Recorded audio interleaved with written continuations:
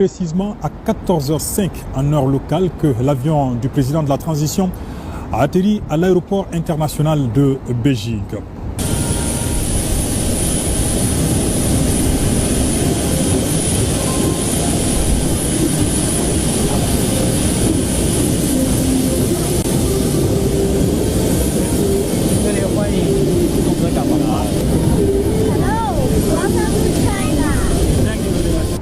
À sa descente d'avion, le chef de l'État est reçu avec tous les honneurs. Honneurs rendus par un détachement de l'armée chinoise.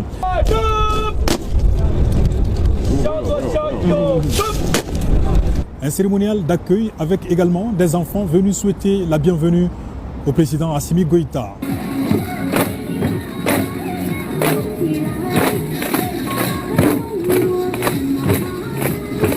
Le président de la transition, accompagné d'une forte délégation, entame ainsi une visite de quelques jours à Beijing avec un agenda hyper chargé. Dès demain lundi, il aura un tête-à-tête avec son homologue chinois. Une entrevue qui sera élargie aux délégations maliennes et chinoises. Occasion pour les deux parties de passer en revue la coopération bilatérale entre Bamako et Beijing dans tous les domaines. Colonel Assimi Goïta visitera aussi quelques entreprises chinoises, évoluant notamment dans les domaines de la sécurité et des technologies. Le chef de l'État prendra part également aux travaux du 9e forum sur la coopération sino-africaine qui s'ouvre à partir du 4 septembre. La rencontre réunira dirigeants chinois et africains autour du thème « Travaillons ensemble à la modernisation et construisons une communauté de destin sino-africain de haut niveau ». Le sommet adoptera deux documents majeurs, une déclaration et un plan d'action pour les 3 prochaines années en vue de renforcer l'amitié et la coopération entre l'Afrique et l'Empire du Milieu. Il est prévu également la 8e conférence des entrepreneurs sino-africains et 4 réunions de haut niveau portant sur la gouvernance, l'industrialisation et la modernisation agricole, la paix et la sécurité. En marge du forum, le président de la transition aura aussi des entretiens avec plusieurs de ses homologues africains pour évoquer des sujets d'intérêt commun. Colonel Assimi Goïta portera notamment la voix et la vision de l'AES en sa qualité de président en exercice de la conférence des États du Sahel.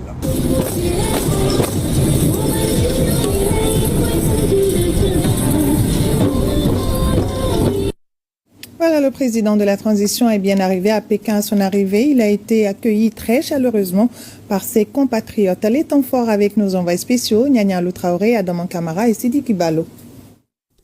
Forum sino-africain FOCAC 2024, jour J-3.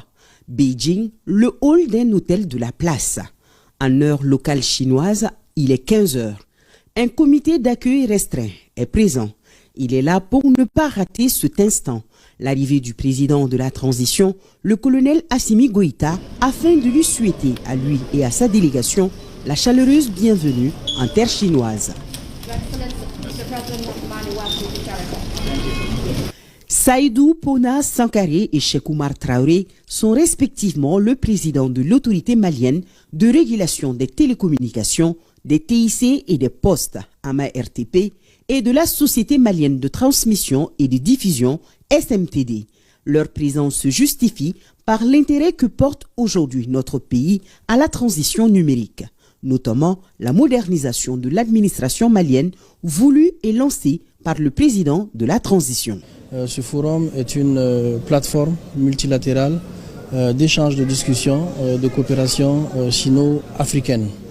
Et en marge de ce forum, des discussions sont prévues sur différents projets pour faire aboutir certains partenariats ou de finaliser éventuellement certains partenariats qui sont déjà en branle depuis un bon moment. Nous profitons de cette activité pour rencontrer nos partenaires d'ici, avec lesquels on travaille pour la digitalisation et la modernisation de l'administration et également pour le développement des infrastructures.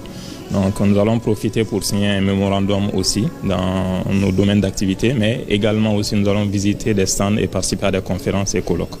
À l'accueil également, Seydou Semega, directeur général de Lithium du Mali. Le jeune entrepreneur effectue sa première visite dans le pays de l'Empire du Milieu. C'est le symbole fort du rapprochement entre nos deux États. Et je pense que les perspectives économiques et au-delà sont importantes Aujourd'hui, je représente les intérêts d'un groupe chinois au Mali qui développe le projet de lithium de Golamina. Et c'est un projet majeur, d'investissement majeur, l'un des tout premiers projets en termes d'impact, en termes de coûts d'investissement, notamment pendant la période de transition. Donc la présence du président aujourd'hui en Chine pendant toute cette semaine lors du FOCAP, ça va permettre de renforcer ces liens de collaboration et de partenariat entre nos deux États. Le consul du Mali à Guangzhou en Chine est aussi au rendez-vous. La province est à 3 heures de vol de Pékin et compte pratiquement la totalité des Maliens vivant en Chine.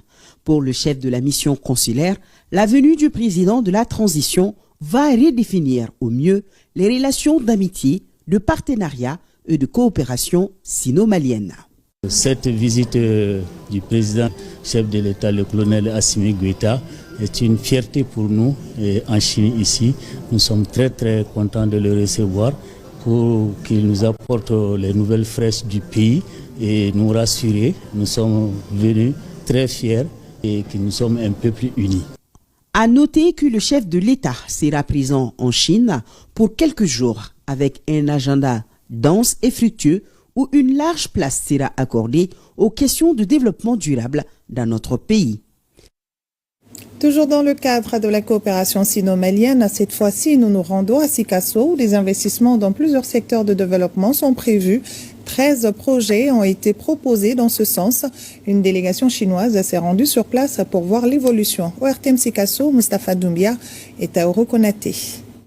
L'objectif de cette visite du président du Conseil de promotion économique et commerciale Chine-Afrique est de voir de près les différents projets proposés par la région de Sikasso.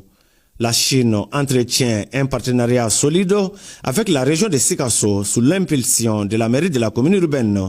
Nous sommes encore dans la dynamique du jumelage que la commune a bien voulu avec Changsha, qui se trouve en République populaire de Chine. Nous avons reçu depuis 2022, nous avons voulu ce partenariat avec cette ville qui s'est étendu auprès du gouvernement chinois et même le gouvernement malien pour quand même renforcer